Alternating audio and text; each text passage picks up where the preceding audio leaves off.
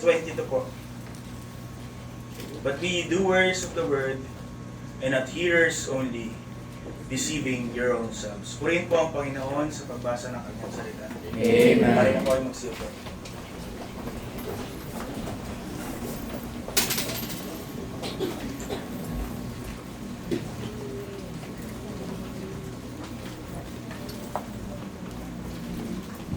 Maraming, kaya yun pong gamitin ko ito. Pagkakataon upang pasalamat sa Panginoon sa kabila ng mga naging hadlang sa mga nagdaang araw, sa kagabi sa amin. Dahil bigla po kami nawalan ng kuryente. Hindi kinaya ng generator yung lahat ng mga units. Pero sa awa po ng Panginoon, napakiusapan naman na isa sa mga bibigyan ng kuryente ay kami. So nakapagtuloy po ako ng pag-aaral at ng paggawa ng outline. Although hindi po ako nakagawa ng PowerPoint, kaya hindi lang po ang bahala. Pero salamat po sa Panginoon, sa kabila ng mga hadlang, siya rin po ang tumutugon.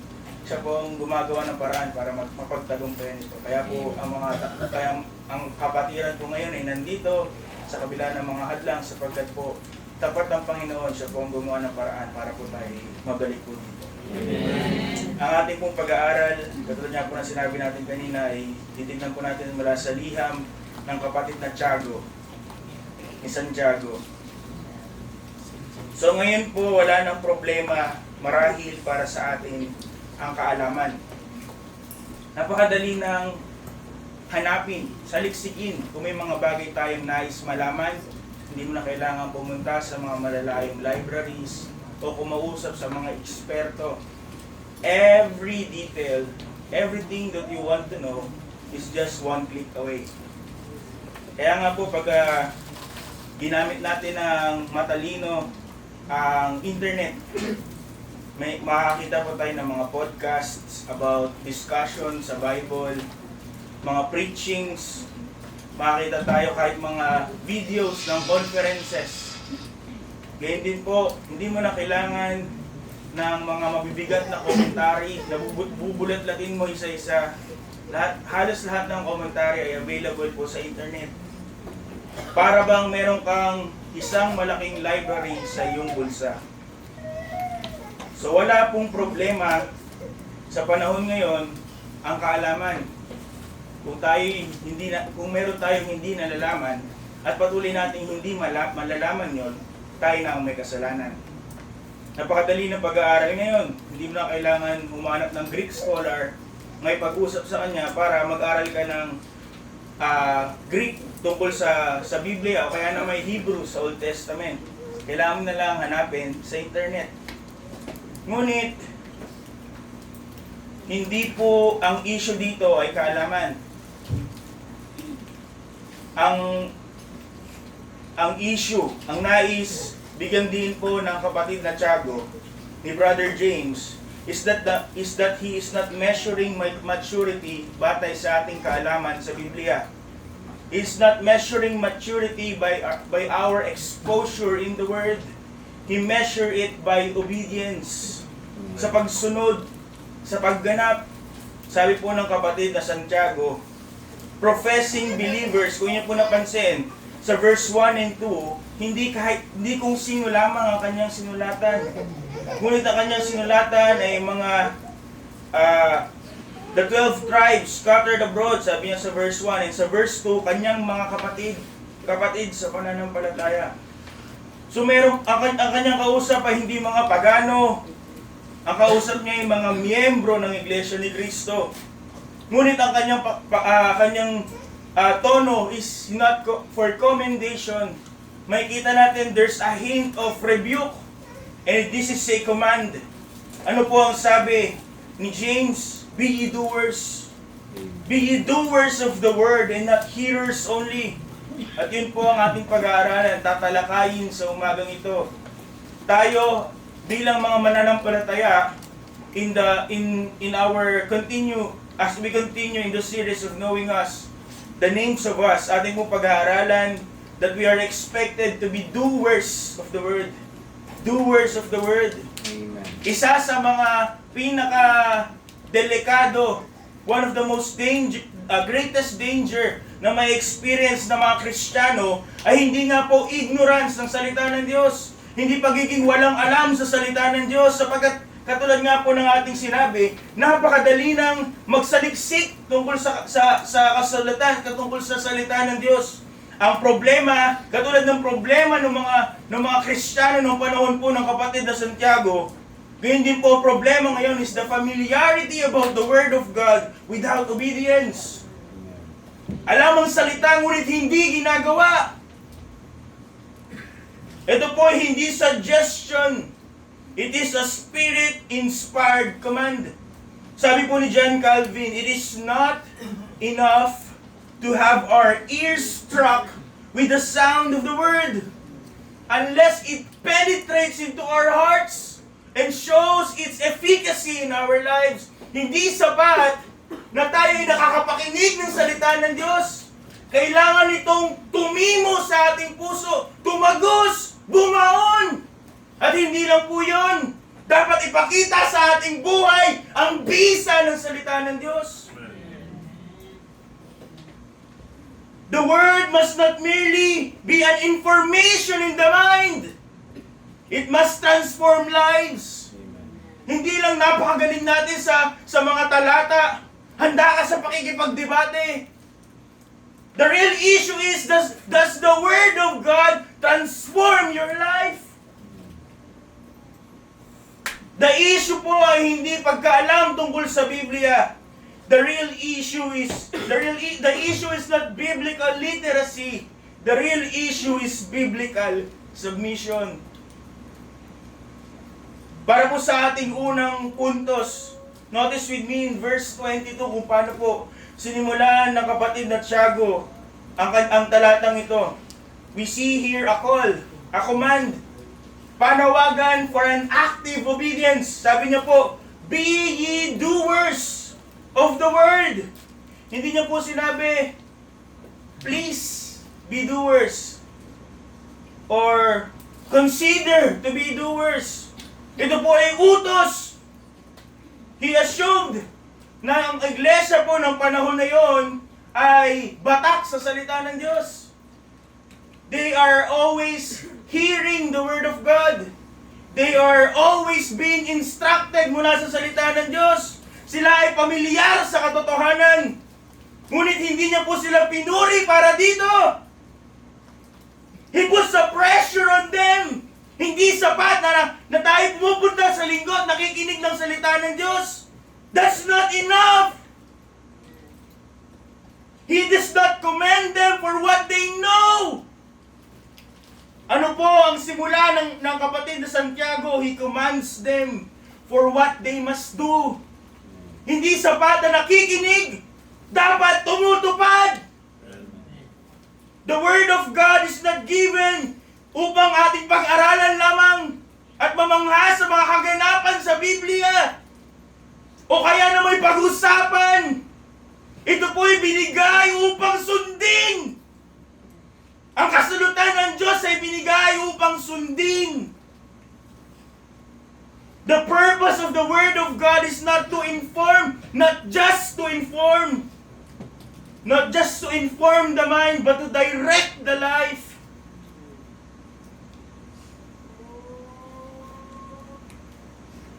Hindi niya po binabaliwala the importance of hearing. Because faith comes by hearing, and hearing by the Word of God. The Word we hear, ang sabi niya po, must become the Word we practice. Ang salita na ating napag-aaralan at napapakinggan tuwing may nangangaral ay dapat salitang nakikita sa ating buhay. Believers are not called to be collectors of sermons. Ang mga mananampalataya sa GJBC ay hindi tinawag upang mag-ipon ng posting sa kanilang FB pages. We are called to be practitioners of those scriptures. Tagatupad ng mga sinalaysay natin sa ating mga FB pages. Sinulat natin sa ating mga notebook o sa ating mga notes sa cellphone. We are to be doers of the Word. And to be a doer is to carry out kung ano ang sinabi ng Diyos. Not partially, but fully. Not accidentally or when it's convenient, but deliberately. Hindi babawasan, hindi dadagdagan. To be a doer of what God has said without editing the command. Na hindi mo gagawin pag mahirap.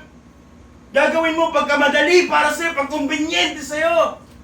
To be a doer is to do everything kung ano sinabi ng Diyos.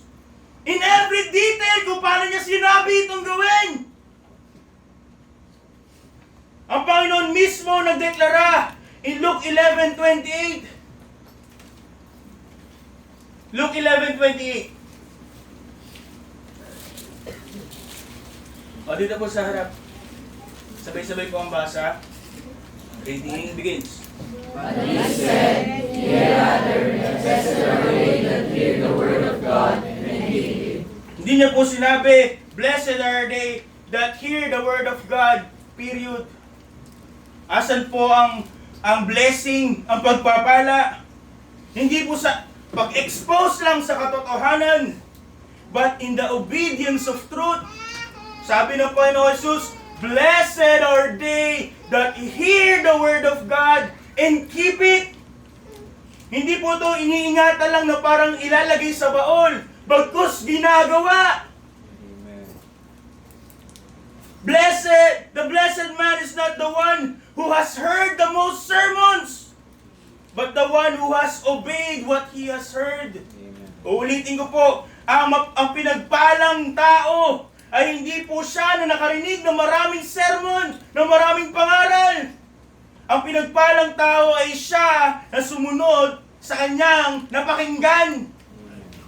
Consider Noah, mga kapatid. Nung kinausap ng Diyos si Noah in Genesis 6, hindi siya nagbigay ng suggestion, hindi siya nagbigay ng vague instruction. Ano po ang naging usapan nila ni Noah? Specific details about what Noah must do. He gave a detailed instruction. Anong kahoy? Gaano kalaki? Gaano kahaba? Gaano kataas? Ilang palapag? Lahat. Ano yung iipapahid? Ano ang dahilan? Bakit ginawa yun? Para saan yun? Kahit yung bintana kung saan nilalagay. Binigay ng Diyos ang instruction kay Noah. But Noah is not just a hearer. Pero notice kung paano nakinig si Noah. Pinakinggan niya lahat.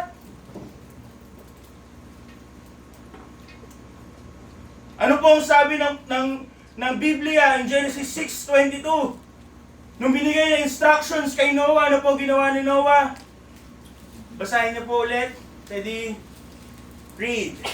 Thus did Noah, according to all that God commanded him, so did he. Ano po ang sabi? According to some. Yung po ba ang sabi? According to most. Yung po ba ang sabi? No, ang sabi po, all that God commanded him, so did he. Hindi siguro natin nare-realize yung dilemma ni Noah. At that time, wala pong baha. Walang ulan.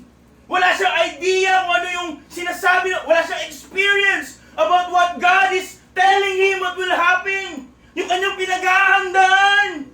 He had never built ang isang arko. This scale na ganito kalaki.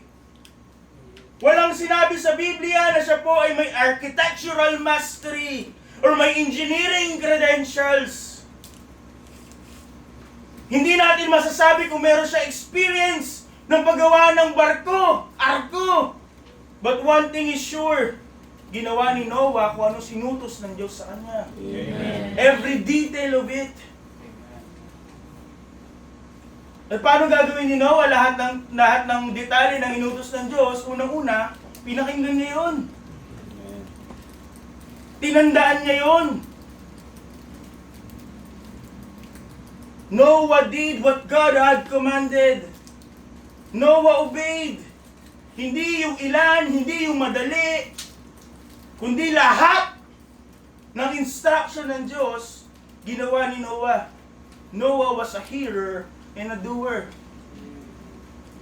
Hindi niya binago yung plano ng Diyos sa pamamagitan ng kung anong tingin niya. Kung marahil kung nagkaroon siya ng mga thoughts na, masyadong malaki, liit na natin unti, hirap gawin eh. Ang tagal na namin ginagawa, okay na to. He did not shorten the dimensions. He did not base on what he felt. He did not substitute materials. Hindi natin alam kung gaano kahirap kunin yung mga materials na inutos ng Panginoon.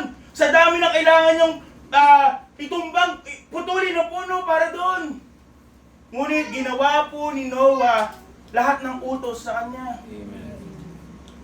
He listened carefully, yun po ang pinakauna, kanyang tinandaan, and he followed precisely. Bawat utos ng Diyos, kanyang sinunod. And he executed all of it faithfully. Sa kabila ng walang nakikitang ebidensya ng paparating na unos, paparating na dilubyo, sa kabila ng mga pangunguyam at pangtutuya sa kanya ng mga tao na nakapaligid sa kanya, there's no confirmation even though he got no confirmation from the culture of his time. Ano ang kanyang pinanghawakan? Salita lang ng Diyos. Siya ang unang makakaranas. Sila, yung henerasyon nila ang unang makakaranas na sinasabi ng Panginoon. But he did it anyway. That is what it means to be a doer. It is to hear the instructions and to understand it and submit to every revealed detail. Amen.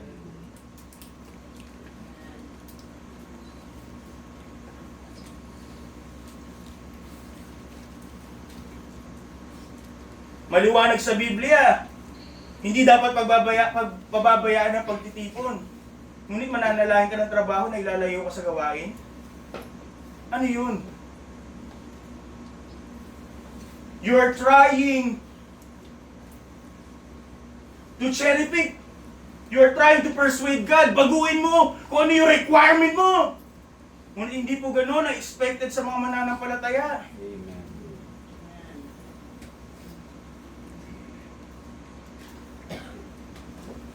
To be a doer is to understand the instruction, to submit to every revealed detail, even when the task exceeds our skill.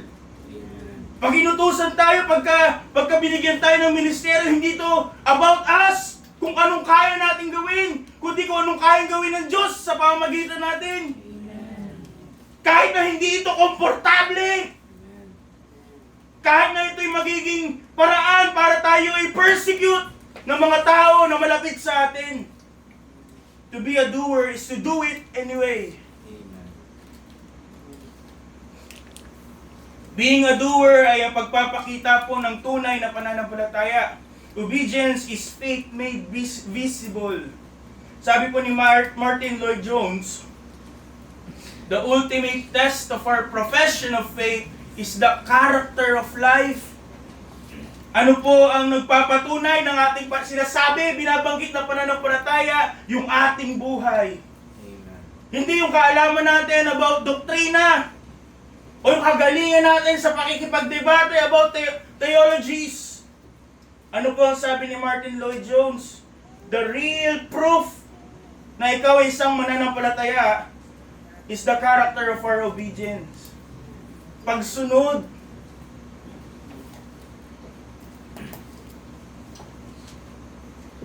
Kailan ba natin mauunawaan that delayed obedience is disobedience? Pag sinabi ng Diyos, gawin ngayon, gawin ngayon. Amen. Kailan ba natin mauunawaan that partial obedience is disobedience? There's no partial doer. There's no late doer. What is expected of us is to be doers of the word right now. The moment that we hear the word of God, We do it!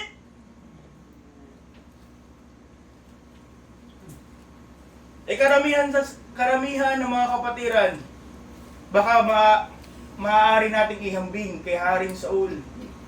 Si Haring Saul po ay tagatupad, ngunit hindi buo ang pagtupad. Siya po'y sumunod, ngunit hindi ang buo ang pagsunod. Ano ang kanyang mga sinunod? Yung mga kumbinyenteng parte ng utos ng Diyos. And everything else ay para sa kanya. Ito anong ginawa niya? Dinahilan niya pa, nakipagkatwiran pa siya. Na parang mas alam niya pa anong mas mabuti para sa Diyos. What we see King Saul did is partial obedience. At hindi po yung tinanggap ng Diyos. Hindi po nalugod ng Diyos. Because of his partial obedience, ang pagpapala ng Diyos sa kanyang pamilya ay inalis. Ang pabor ng Diyos para sa kanya ay inalis. Because of his partial obedience, he forfeited the kingdom. Inalis na sa kanya, hindi na si Jonathan na maging susunod na hari o sino pa sa kanyang mga anak. At yung pabor ng Diyos ay nawala sa kanya. In contrast to Noah, he was a doer in full conformity to the command. Bawat pako, bawat sulok, bawat sukat, ginawa ni Noah. He carried out the Lord's instructions. Eksakto! Wala siyang binago! At ano po nangyari? God in His sovereign mercy preserved His household. God was not just pleased with Noah, He preserved his household. At sa panawagan po ni Santiago to be doers of the word, he is calling us to a life that hears intently. Amen. Hindi nakikinig lang para may ma-post, para hindi lang mapagalitan ni pastor. Pero pag tinanong mo, walang naunawaan. Ano lang nakaintindi? Yung cellphone, si ChatGPT, at yung Facebook wall. Mga kapatid, we're expected to be doers. It is a call to hear intently. May intensyon na makinig. Amen. Makinig na upang makuha bawat detalye. At may intensyon na gawin.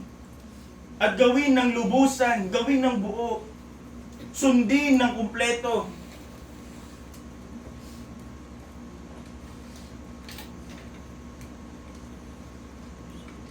So every time natin napapakinggan ang salita ng Diyos, ating nababasa ang salita ng Diyos, when our prides are confronted, ano pong ginagawa natin?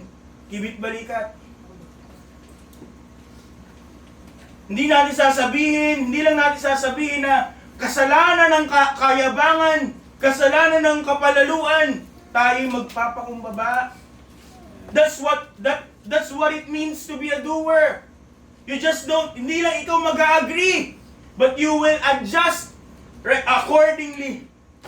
When the scripture commands forgiveness, hindi mo sasabihin na napakaganda, napaka-touching ng pagpapatawad. Ngunit magpapatuloy kang may galit sa iyong kapatid. To be a doer is to forgive the one who wounded us, kahit hindi pa humingi ng tawad sa iyo. When the scripture calls for purity, hindi ka lang tatango, hindi ka lang mag-i-amen, hindi mo lang ipopost sa wall mo. We will cut off sin. Kung tayo tunay ng mga tagaganap, tagatupad. To be a doer again is to listen with the purpose of performing. To be a doer is to listen with the purpose of performing. Hindi pwedeng hindi ka nakinig at may gagawin ka. Ano yun?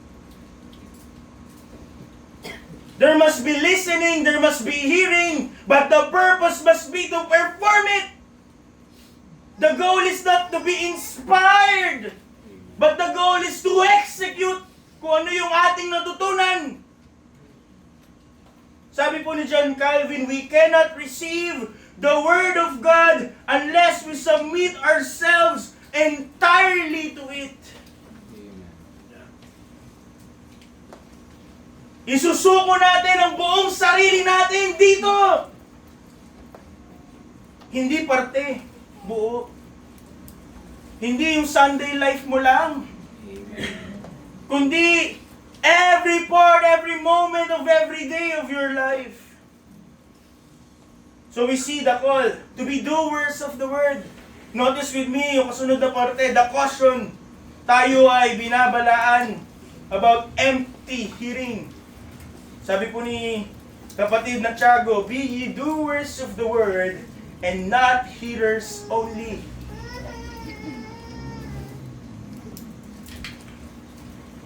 Again, naway na nabigyan natin ng diin that hearing is important. Listening is important. Because faith comes by hearing, sabi ng Biblia, and hearing by the Word of God.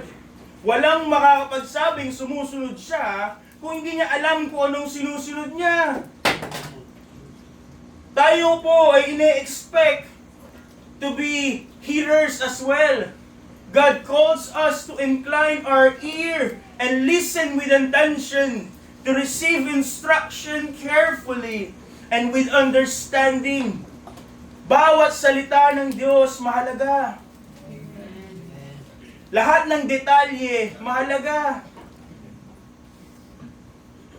Ito po ay pakikinig. Ano ini-expect? Pakikinig na may intensyon upang ma-retain, mapanatili, at tunay na maunawaan the full counsel of God.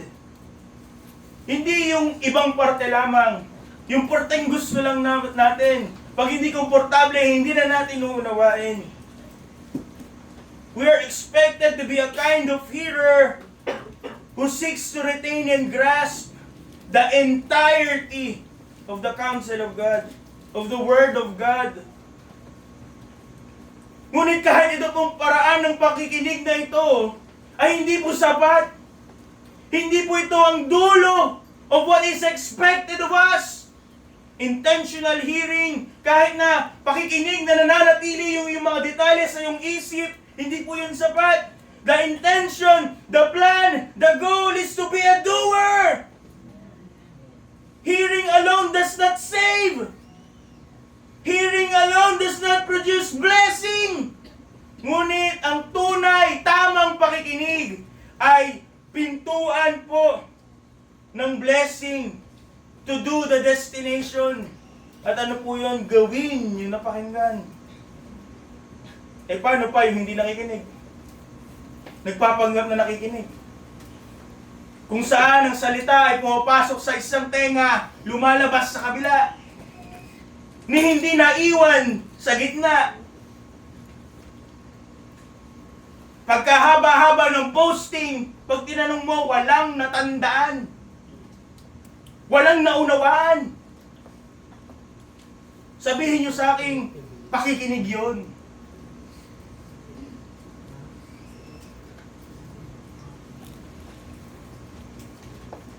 A hearing that just brushes past the mind.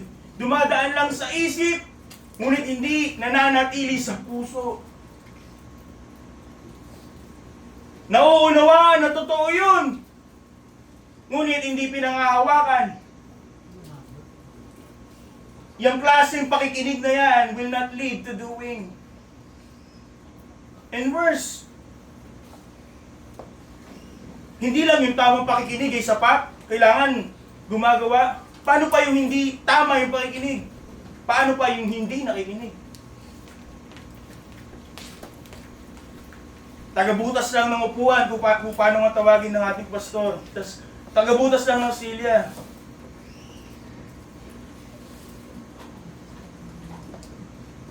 Seat warmers. Na pumupunta lang sa church para ano? Hindi ko alam. Ngunit ang intensyon is not to listen. Walang intensyong makinig.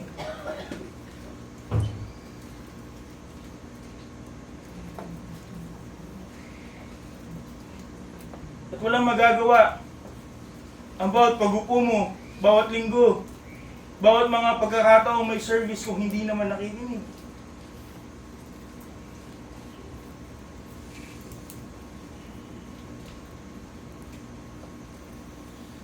Ang Panginoon mismo ang nag-warn sa atin about this danger in Matthew 7:26. Matthew 7:26. Babasa po ulit. Ito po Sarah, reading begins. Everyone that heareth these sayings of mine, and doeth them not, shall be likened unto a foolish man, which built his house upon the sand. Kung familiar po tayo sa talinhagang ito ng Panginoon, atin po nawang naunawaan that the foolish man did not rejected the word of God. He heard them. Everyone that heareth these sayings of mine and doeth them not. Daig pa iba sa atin. Hindi marunong makinig. Ngunit ano pong klaseng tao daw po yun? Sabi ng Panginoong Hesus mismo, sila na nakikinig ngunit hindi ginagawa, mangmang.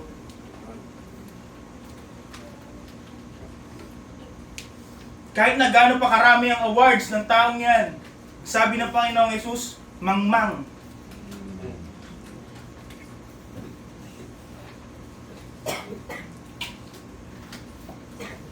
Kung tayo po'y familiar dito, meron po siya counterpart, the wise man. They heard the same truth. The same truth was preached to them. Ngunit magkaiba po sila ng response. Magkaiba po sila ng execution. Marahil, even this foolish man admired the message, but he refused the application. Marahil siya po'y nagtayo, malapit doon sa malaking bato. Ngunit sa buhangin pa rin ang kanyang pundasyon. It doesn't matter kahit buong buhay natin, i-google natin sa iglesia, if we're just hearers and not doers. Sapagkat ang pundasyon ng ating buhay ay buhangin.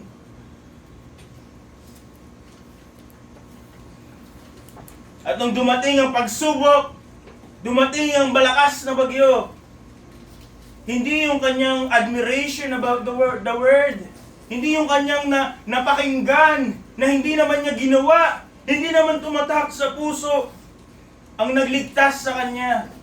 Nothing saved him from the storm. At nung dumating yung malakas na bagyo, ano nangyari sa kanyang bahay? Wasak.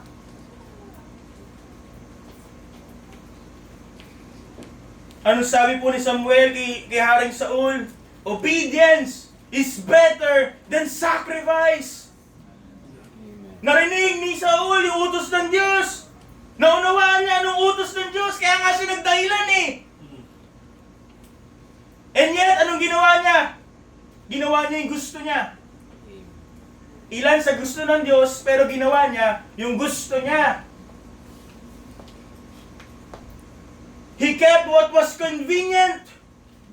He discarded what is costly. At kanyang itinago yung kanyang hindi pagsunod sa pag-iisip na para to sa Panginoon. Ginagawa ko to para sa iyo, Panginoon. Ngunit ang Diyos ay hindi maloloko. At ang Diyos po ay hindi natutuwa, hindi nagagala, at hindi napiplease in partial obedience.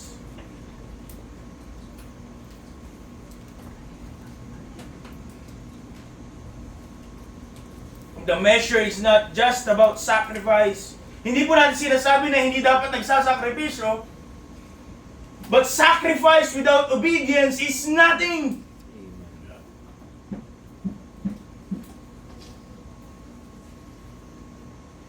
Hindi po ba't ganun ang panahon natin? Maraming mga nagsasabing Kristiyano, nagtitipon paglinggo, o baka iba sa atin ganun. We worship at Sundays, but patuloy yung pakikipag-alit sa kapatiran. Patuloy yung hindi pagkakaisa, pagkakasundo.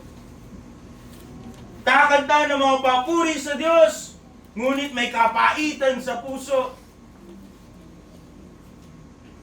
Amen pag nakarinig ng preaching, ngunit hindi magsisisi.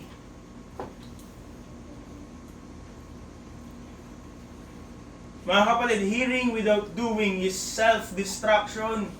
Spiritual self-destruction. Katulad dito nang nalaman mo mayroong isang malalang sakit at may gamot para dito, ngunit hindi ka magpapagamot. Katulad dito na nakita mo nasisira yung tulay, ngunit ikaw ay tatawid pa din. Hearing without doing is spiritual self-destruction. Hindi sapat na nakikinig lamang.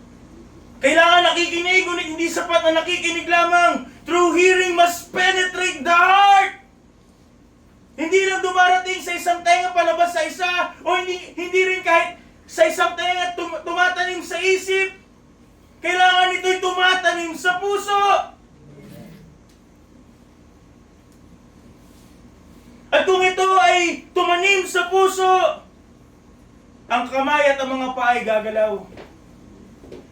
Susunod yung pagsunod. Again, hearing is necessary, but hearing is not the goal, mga kapatid. Doing is. We're not just hearers. We are expected to be doers.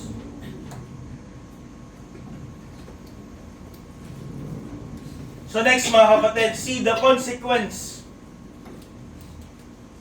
In James 1:22 pa rin po, be ye doers of the word, and not hearers only, deceiving everyone else, deceiving God. Ano raw pong klaseng tao yung nakikinig pero hindi tumutupad? Dinadaya ang sarili.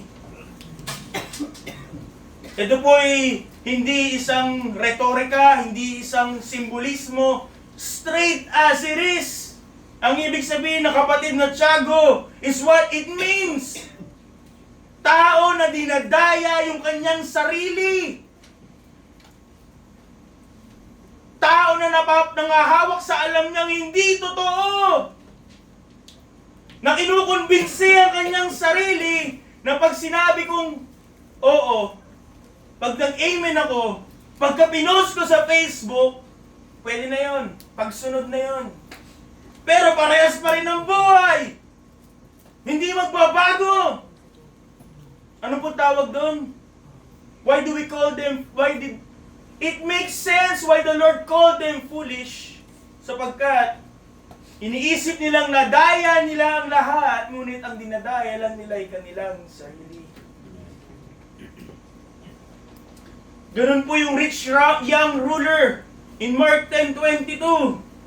Ano po pakilala niya? Siya po ay morally upright. Ginagawa niya lahat ng kautusan. Siya'y deboto. Siya'y tapat. Siya'y matuwid. He was convinced that he was righteous. Ngunit ang pinakita po ng Panginoong Hesus ang totoong kalagayan ng kanyang puso at ang kanyang puso ay nakatuon sa kanyang kayamanan. Ano po naging response niya? He was sad at that saying and he went away grieved. Nalulumo. For he had great possessions.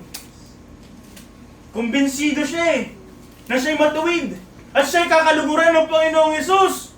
Ngunit nung ipinakita ng Panginoong Hesus sa tunay na kalagayan ng kanyang puso, ano siya? Sumunod kay Hesus? Hindi, tumalikod. He was a hearer, but he was not a doer. And what is he? He is a self-deceiver.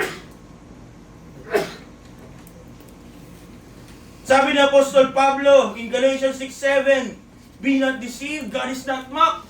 For whatsoever a man soweth, that shall he also reap. Ilang beses na nating narinig mula sa ating pastor that you may fool some of the time, or you might fool you may fool most of the people some of the time, or you may fool some of the people most of the time. Malito. But you cannot fool God. Amen. Hindi mo kayang lokohin ng Diyos. Kaya mo lokohin si pastor, kaya mo lokohin yung leader mo, ngunit hindi mo maluloko ang Diyos. And in every time you're trying to to deceive anyone. Sino po ang tunay na niloloko? Sarili. The only victim of your deception is yourself.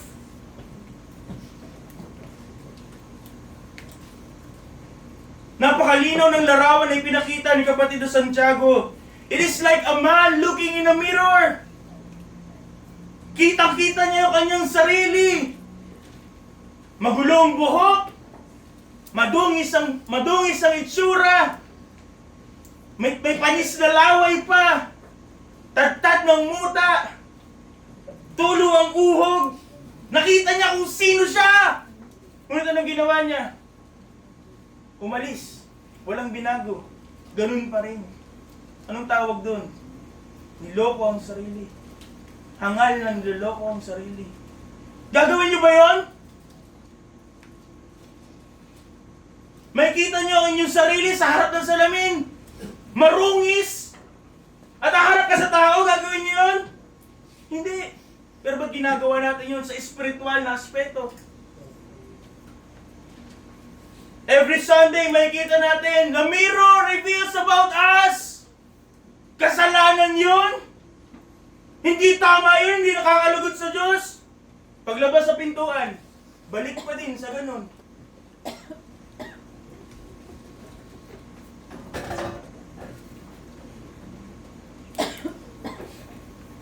Anong tawag doon? Mangmang, dinadaya ang sarili, baliw. Sabi po ni Thomas Manton, he warned us that the word read or heard is a glass, katulad ng sinabi po ni kapatid na Santiago, and to look in it and not to amend is to sport with our own soul. Ibig sabihin, pinaglalaruan, pinagtitripan sa mababaw na term, ang iyong sarili, ang iyong sariling kaluluwa. Ito ang na-experience ni Apostol Pedro in Luke 22:61. He was adamant.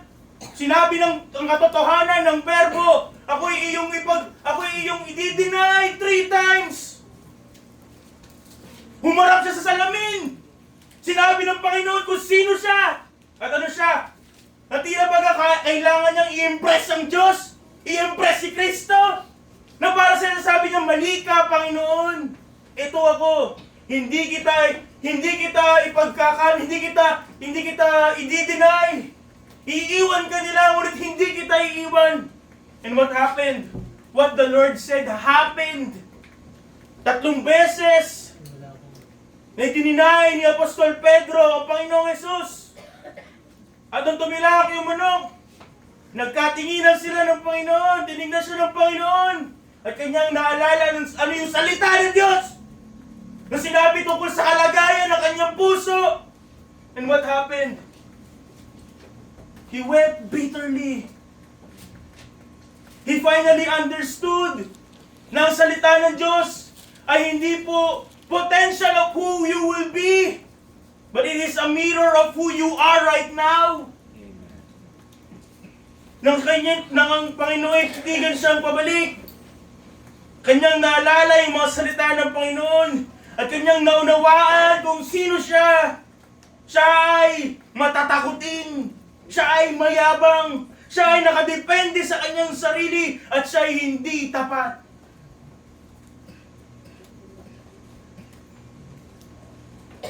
At nung kanyang naunawaan kung sino siya, every facade was dissolved. Hindi niya na pinaglaban yung kanyang pangako. Hindi siya nangatwiran. Ano ang kanya naging resolve? Ano ang naging response? Bitterness. Ano naging response? Kanya nakita yung tunay niyang kalagayan.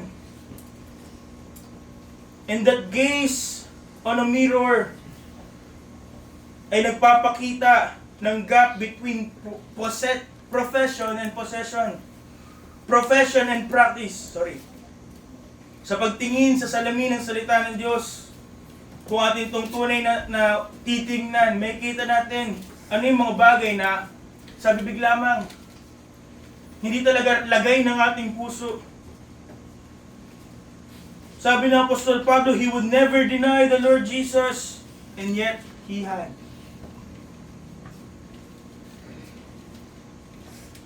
At ang salita ng Diyos, as a mirror, pierced his heart. The Word of God, again, is not given merely to inform the mind. It is given to reform the life.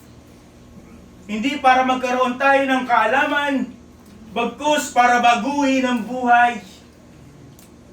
Hearing without doing, or refusing to hear at all. Marahil may mga pagkakataon na parang tayo nakakatakas sa accountability. Natakasan ko na yung namumulis na kapatid.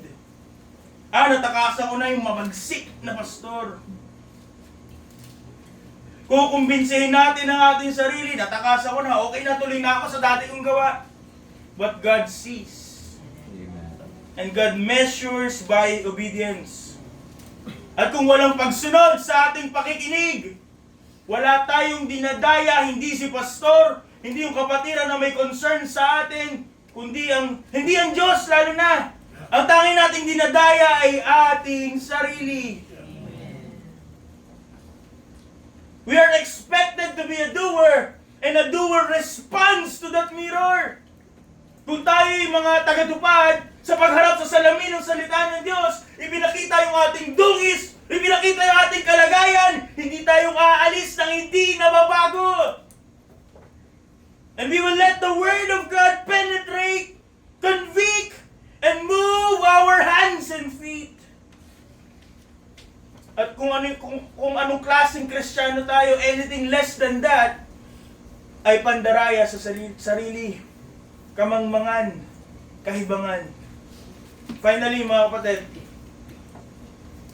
notice in verse 25, the continuance. Sabi ko sa verse 25, chapter 1, verse 25. Sa harap po, reading begins.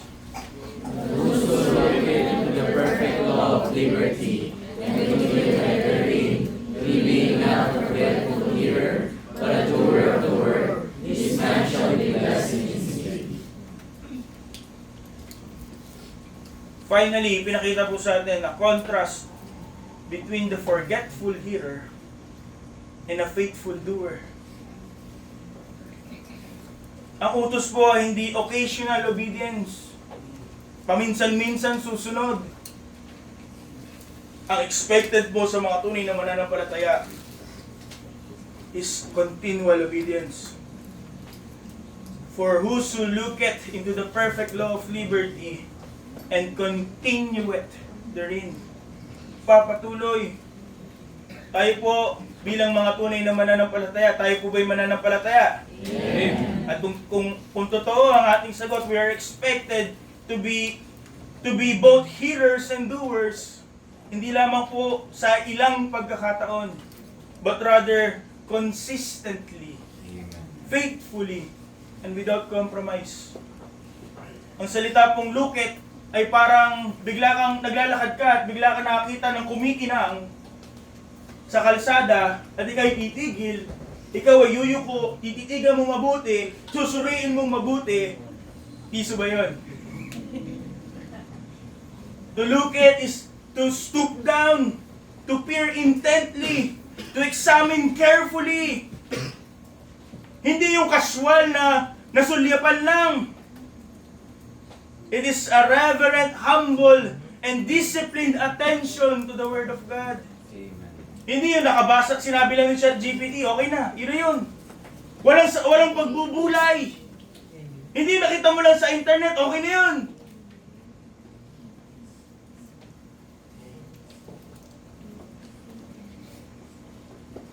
Now notice po yung sinabi po ni kapatid na Tiago, the perfect law of liberty. If we are familiar with it, ang kautusan po ay hindi nakakapagpalaya.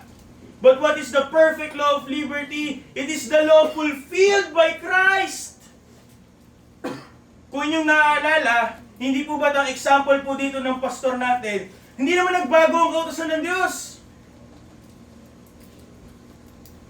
But what changed is yung ating object of affection.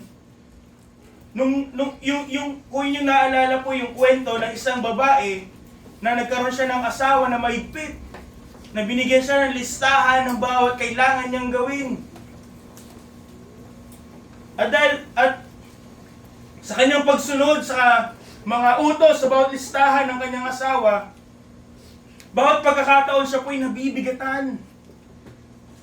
Siya'y napipilitan. Dahil sa kanyang mabagsik na asawa, mahigpit na asawa. At di ko po alam kung answered prayer ba siya. Namatay yung kanyang asawa, di po ba sa kwento? At nagkaroon siya ng bagong asawa. Nakabaliktaran ng lalaking yung una niyang asawa. Ito'y mapagmahal, mapagkalinga. At nung kanya pong binalikan yung listahan ng kautusan ng kanyang unang asawa, nakita niya, hindi naman pala mabigat. Karapat dapat naman pala itong gawin ngayon para sa aking bagong asawa. And yun po yung essence of the perfect law of liberty.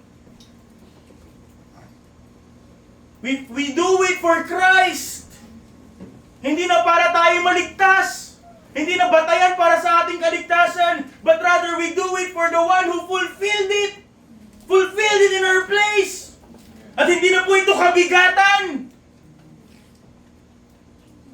The law was the knowledge of sin. But when Christ had fulfilled it perfectly, it is an expression of love for Him. Amen. You love me if you do my commandments.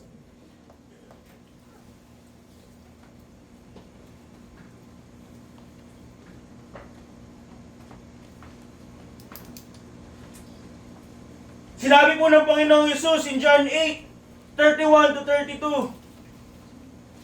John 8 verses 31 to 32. At sarap na po ulit. Reading begins.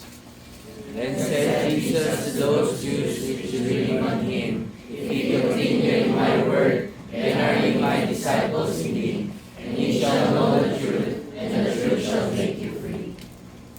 Yung kautusan that was the knowledge of sin right now is a truth that sets us free. Freedom is not the absence of restraint. Nung unang, di ba, pagkakataon, para siyang, yung asawang babae sa una niyang asawa, para siyang nakatinikala.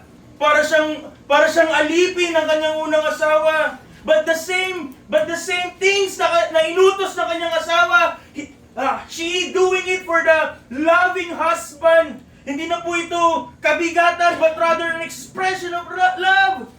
Hindi na ito hindi na niya kanyang nararamdaman na siya inaalipin. Bagkus kanya na itong kusang ginagawa para sa kanyang mapagmahal na asawa.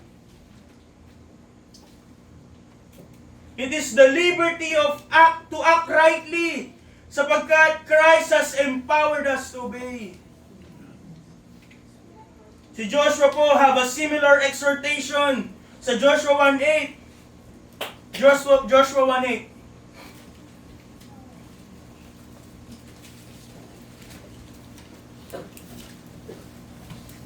Para sa mga Israelita, ano po ang utos ng Diyos? Kabigatan. Panay sila reklamo. But Joshua had a different vision. Because he's doing it for the love of his God. Ano po ang sabi niya? Handa, basa. This book of the law shall not depart out of thy mouth, but thou shalt meditate therein day and night, that thou mayest observe to do according to all that is written therein. For then thou shalt make thy way prosperous, and thou shalt have good success. Hindi po yan prosperous na magiging mayaman. Ngunit katulad ng babae na kanyang pinaglilingkuran yung kanyang mapagmahal na asawa, she found joy in doing the right things. Doing it for the right person. Sabi po ni James sa verse 25, This man shall be blessed in his deed. He that looketh into the perfect law of liberty and continueth therein, he being not a forgetful hearer, but a doer of the word, this man shall be blessed in his deed. Sabi po ni John MacArthur, ang obedience na po ito ay hindi po nagdudulot lamang o hindi nagdudulot ng physical, material na blessings, but rather, these are spiritual, experiential blessings. Sabi ni John MacArthur, the Word is not given to increase our knowledge, but to change our lives. Binabagong buhay sa pamamagitan ng salita ng Diyos. Ito po yung tunay na pagpapala. Wala nang guilt, wala nang pagkatanikala sa kasalanan. But having a right desire, having the right heart, having a new heart, and doing yung utos ng Diyos not out of necessity but out of love. Ito ang ating pag-aaral ng salita ng Diyos, ang ating devotion has not made us more humble, had not made us forgiving, have not given us self-control, and has not made us more sacrificial to Him. Hindi tayo tunay na sumusunod. Hindi tayo doers ng ating mga napapakinggan. So mga kapatid, what is the expectation? Anong ini-expect sa mga tunay na mananampalataya? We are expected to hear continually, paired with doing continually. Every encounter with the Word of God is a test of response. Aalis ba tayo na hindi nababago? Gayon nakita natin ang tunay nating kalagayan sa salamin ng salita ng Diyos. The Word of God must move beyond the mind, hindi lamang sa mental, hindi lamang sa intellectual. Hindi lamang intellectual hindi lamang intellectual ang naapektuhan dapat ng salita ng Diyos, but rather the heart, the Word of God. Kung tayo po'y tunay na mga doer, ang kailangan po to be heard beyond the mind. At dapat tumatak, tumimo, tumanin sa puso.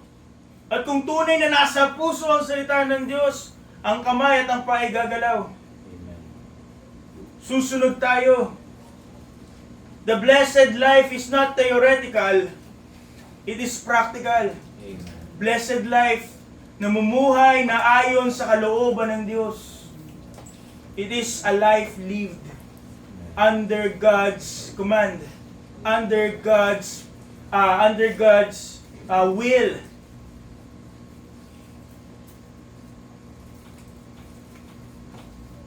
So mga kapatid, every time ating tapusin po dito, sa bawat pagkakataon na tayo makukumpronta ng salita ng Diyos, every time that the Word of God is preached in this pulpit, every time that the Word of God is opened in private, we stand before a mirror. Ipinapakita kung sino tayo. Ipinapakita yung ating karumisan, kadumihan, kasalanan. Ang tanong, patuloy po ba tayong haharap? May kita yung ating kadumihan at karumisan at patuloy tayong aalis na hindi nagbabago. Patuloy tayong magiging ganun pa rin ang ating itsura, or will we walk away obedient? Susuko sa Diyos, magpapabago. Sabi po ng Panginoong Jesus in John 13:17, if ye know these things, happy are ye if you do them.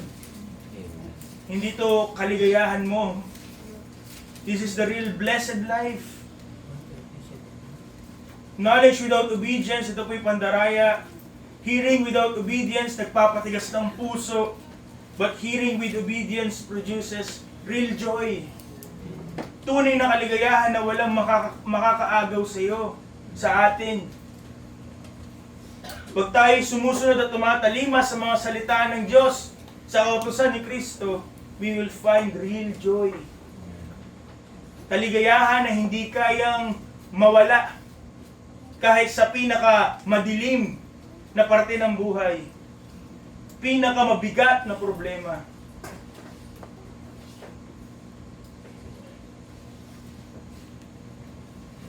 And ultimately, remember the Lord Jesus. He is the perfect doer. Sabi niya po in John 8:29, I do always those things that please Him. And he that sent me is with me. The Father hath not left me alone, for I do always those things that please Him. Kung ano yung inutos ng Ama sa Kanya, yun yung Kanyang ginagawa. Sa bawat pagkakataon, He do it always. He is the perfect doer. At kung tayo mga Kristiyano, aren't we supposed to follow Christ? Aren't we to be like Christ? He obeyed fully, kahit po sa kamatayan sa krus. Hindi niya lang pinakinggan yung Ama, but He fulfilled it. And if we claim to follow Him, mga kapatid, we must follow Him in obedience. Let us tremble when we have substituted listening for living.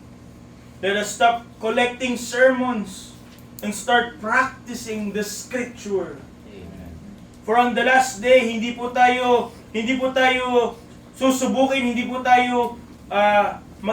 will not be held accountable on the things on what we have heard. Hindi po yung magiging batayan ng ating rewards in heaven. What will be the basis? How are we going to be judged? On what we did, in what we have heard. Kung anong ginawa natin sa mga katotohanang narinig natin. So mga kapatid, sa ating pag-aaral kung sino tayo, what is expected of us. Today we have learned that we are not just hearers, we are doers of the word. And this is our name. Tayo po ba'y namumuhay according to this name? Are we doers of the word? Ito po ang salita ng Diyos. Tayo po ay magsitayo.